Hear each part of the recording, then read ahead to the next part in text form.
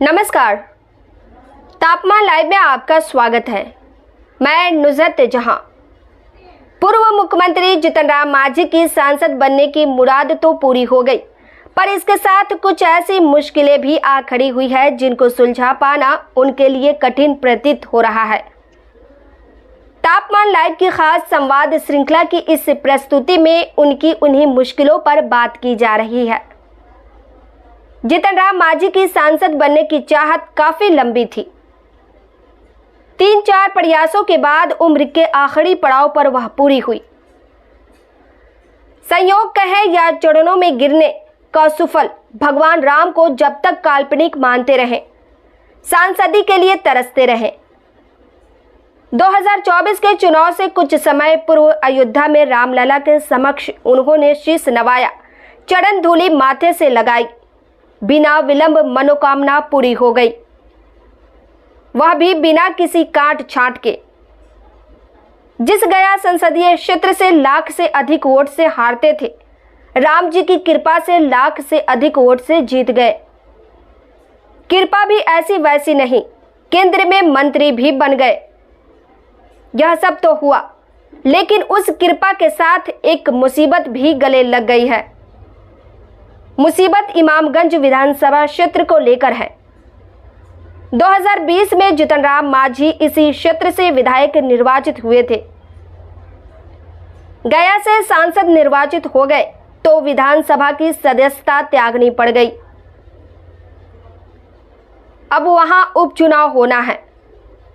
उनके समक्ष समस्या यह खड़ी हो गई है कि इमामगंज विधानसभा क्षेत्र की विरासत वह सौंपे तो किसे सौंपे। उनकी राजनीति का जो चरित्र है उसमें वंशवाद से अलग वह जा नहीं सकते हैं। दूसरे किसी समर्पित नेता कार्यकर्ता को अवसर उपलब्ध करा नहीं सकते हैं। ऐसा इसलिए भी नहीं कर सकते हैं कि परिवार में ही ऐसी कई सियासी चातक है जो सत्ता की बूंद के लिए टकटकी लगा रखे हैं। कौन कौन है सियासी चातक, इसे जानिए। जीतन राम मांझी खुद सांसद है, केंद्र में मंत्री भी हैं। उनके बड़े पुत्र संतोष कुमार सुमन उर्फ संतोष सुमन विधान परिषद के सदस्य हैं और नीतीश कुमार की सरकार में मंत्री है। समधिन ज्योति देवी बाराचट्टी से विधायक हैं।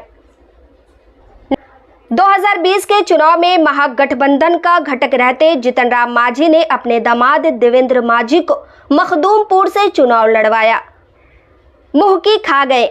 लोग बताते हैं कि देवेंद्र मांझी की नजर अब इमामगंज के उपचुनाव पर है। विवादों में घिरे रहने वाले छोटे पुत्र प्रवीण कुमार सुमन उर्फ प्रवीण सुमन को चुनाव लड़ने का अवसर संभवतः अभी तक नहीं मिल पाया है। उपचुनाव में संभावना बनती दिख रही है। जीतन राम मांझी की बेटी सुनैना देवी गया नगर निगम की राजनीति करती है। 2022 में महापौर पद की उम्मीदवार थी। पिता के खूब जोर लगाने के बावजूद हार गई। करीब के लोगों का मानना है कि संभावना तनिक भी नहीं रहने के बावजूद इमामगंज की विरासत संभालने की इच्छा उनकी भी कुलबुला रही है। इन सबसे अलग सोशल मीडिया में सक्रिय रहने वाली जीतन राम मांझी की बहू और संतोष कुमार सुमन उर्फ संतोष मांझी की पत्नी दीपा मांझी की दावेदारी में भी काफी दम दिख रहा है। सोशल मीडिया पर राजद अध्यक्ष लालू प्रसाद की सिंगापुर वासी पुत्री रोहिणी आचार्य के साथ तीखे संवाद को लेकर वह खासे चर्चा में रहती है। इस कारण भी पहचान का संकट नहीं है। जीतन राम मांझी की पार्टी हम के सूत्रों से जो सूचना मिल रही है उसके मुताबिक दीपा मांझी और प्रवीण कुमार सुमन उर्फ प्रवीण सुमन में से ही किसी को उम्मीदवारी मिल सकती है। क्या होता है क्या नहीं, यह वक्त बताएगा। जहां तक परिवार से इतर उम्मीदवारी की बात है तो विश्लेषकों का मानना है कि ऐसा तभी संभव होगा जब किसी कारणवश परिवार में सहमति नहीं बन पाएगी।